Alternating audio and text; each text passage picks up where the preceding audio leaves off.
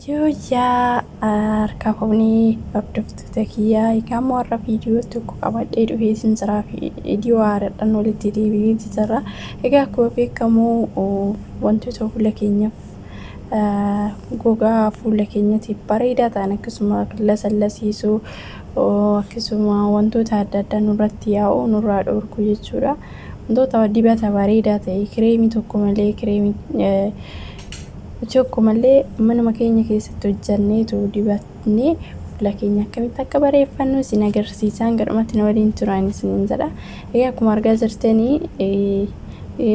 aynata tokkicha qofa kan hojjedhee adda fuudhee irdiitti dabalee irdii fi isa adii kobaas wantoota rifeensa illee ni ta'a akkasuma gogaa qaama keenyaatiif jechuudha yoo dibanne baay'ee filatamaadha jechuudha.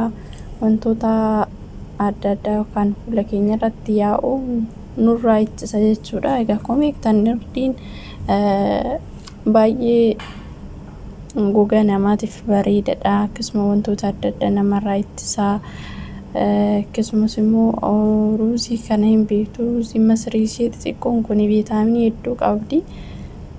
Isallee jechuudha akkuma kireemii fakkaata jechuudha. Dhugaa dubbachuuf hojjedhaatoo ilaala.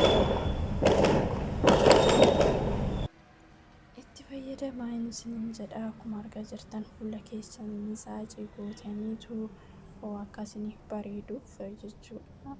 Daqiiqaa 2 yookiin 3 fuula keessan itti akka misaajiitti gootanii egaa fuulli keessan bareedaa ta'a. Qaama keessan hundaa harkallee ta'ee wantoota qaama keessan hundaaf ta'uu danda'a.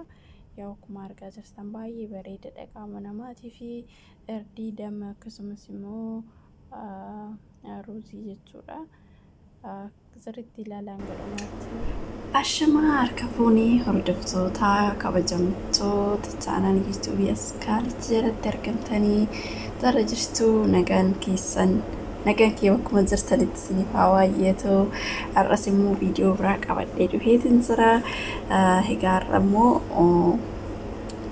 akkamitti akka ruuzirraa fuula keenyaaf kan akka kireemiitti akkamitti akka hojjennu isin agarsiisa jechuudha. Akkuma argitan kun ruuziidha. Ruuzii masrii jechuudha. Ruuzii ishee xixiqqoo sanii jechuudha kun.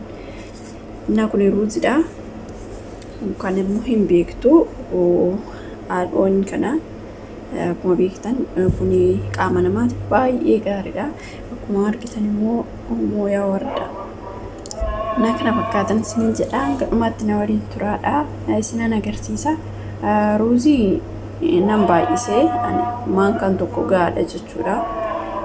Kanan affeela amma affeellituun na waliin turaadhaan isiniin jedha. Kun immoo baay'ee fuula namaatiif hedduu bareedaadha jechuudha. Akkasumas damma wantoota itti daddabalaman isinin agarsiisa. Na waliin turaan isiniin jedha. Egaa viidiyoo kiyyaa share like gochuudhaan natti jabeessin isiniin jedha.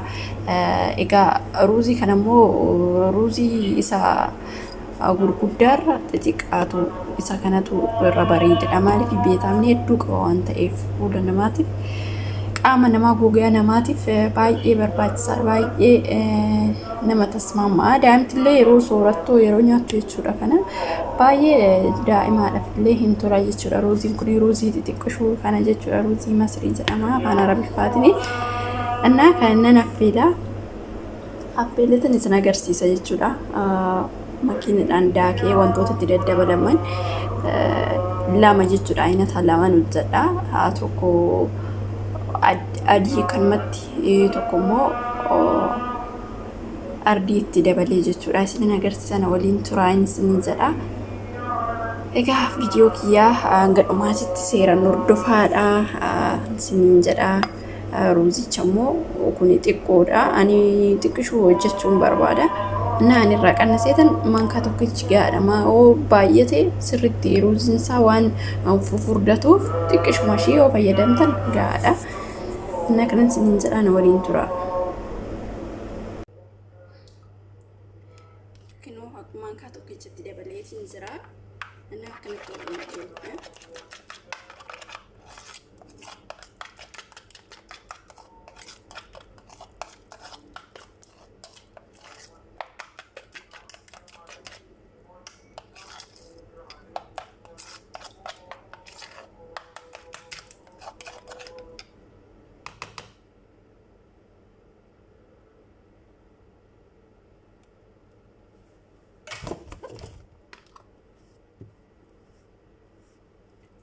namaatiif hedduu bareedaadha. Waa baay'ee namarraa ittisa jechuudha. Warri itti fayyadamtanii hedduu namatti tola jechuudha. Fuula namaatiif qaama namaatiif salgaadha. Gogaa namaatiif illee ni lasallasiisa. Kunoo akkuma argaa jirtanii akkana jira. Sirriitti daakame jechuudha. Sirriitti bilchaate sirriitti daakama. Akkuma kireemii sanitti jechuudha. Baay'ee fuula namaa ni tasmaamaa.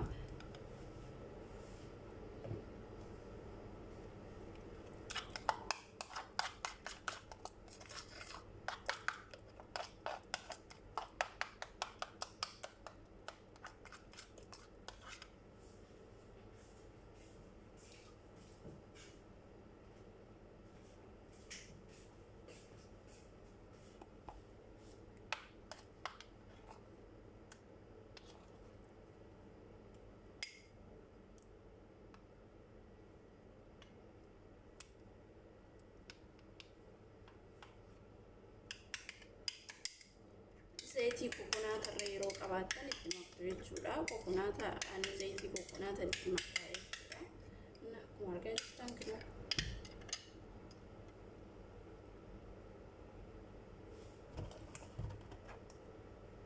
zayitii kan amma dibadhu zayitii itti maka jechuudha.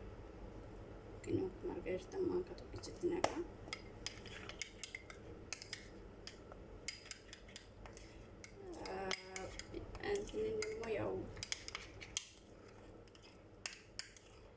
Gimmaasha irraa hambiseen jira jechuudha. Gimmaasha kana nan dibadha. Gimmaasha adii kanas nan dibadha. Kanas jechuudha.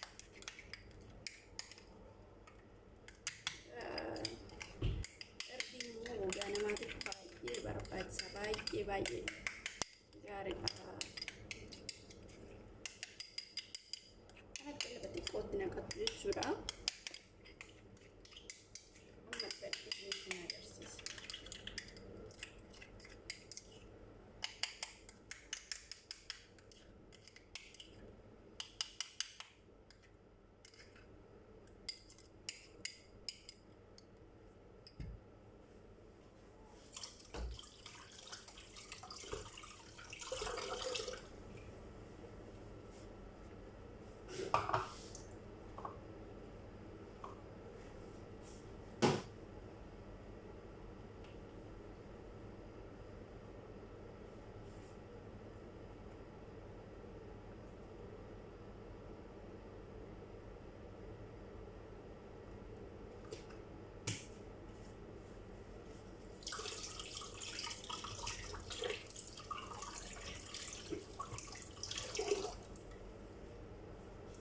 Akkuma argitan isaa kophaatti qopheesse. Kanas immoo kan irdiitis kophaatti qopheessa jechuudha.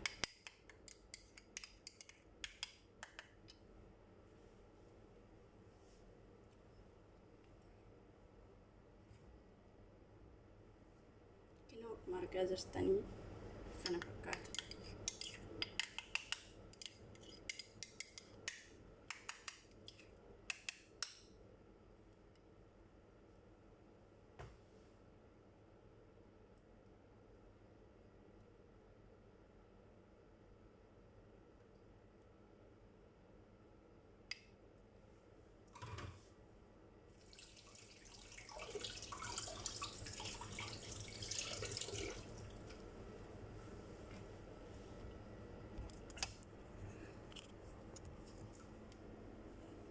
Kana jira.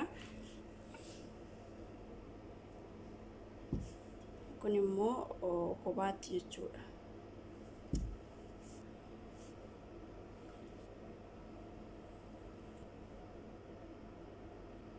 Akkuma argaa jirtanii kana irdiittiin goone kana immoo irdiitti godheetiin jira.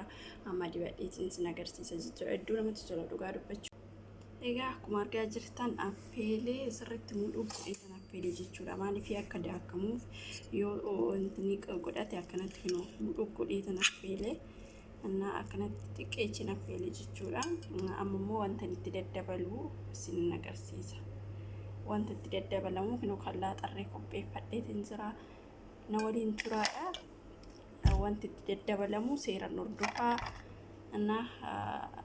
Isaan booda immoo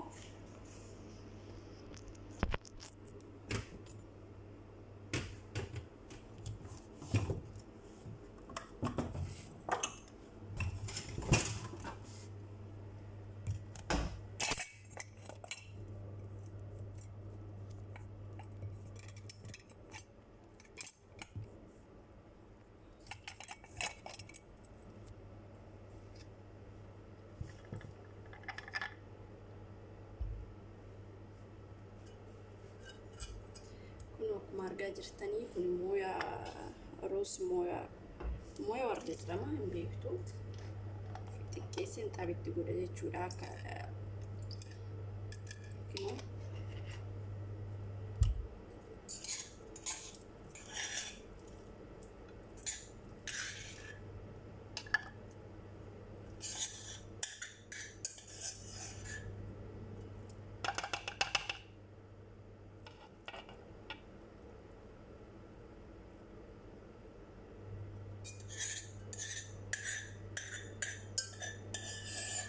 hedduu namatti tola. Dura waan fayyadamee argee dhugaa dubbachuuf baay'ee namni hin jedhamne namatti tola jechuudha. Kun akkuma argitan loomiidha. Loomii maankaa tokkicha.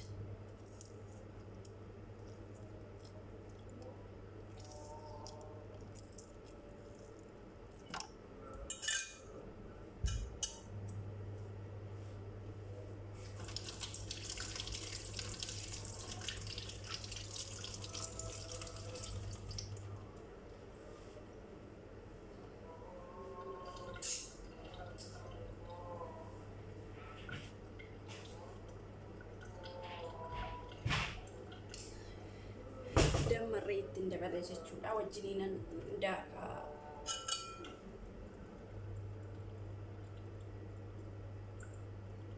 ruuzii wajjiniin daakaa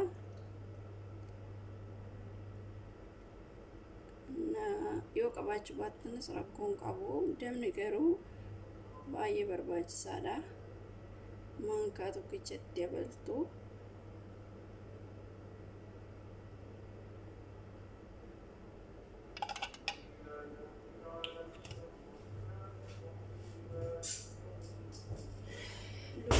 Itti godhee dammatti godhee mooyaa wardaa mooyaa roozii kanas itti godhee jechuudha. Akkuma argitanii kinoo kana fakkaata kanatti.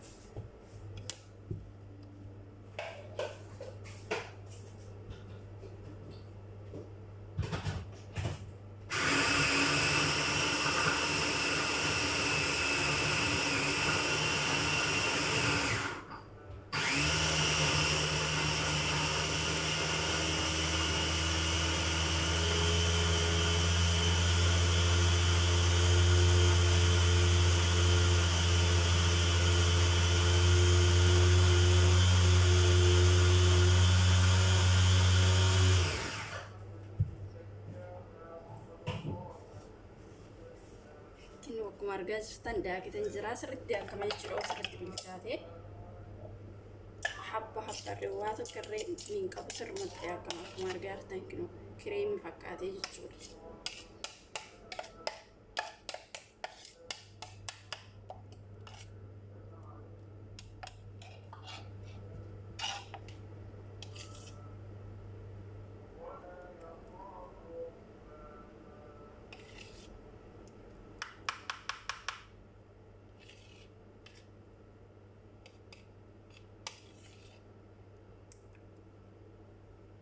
Firiijii keessa keessaniitu xiqqeessitanii dibattu.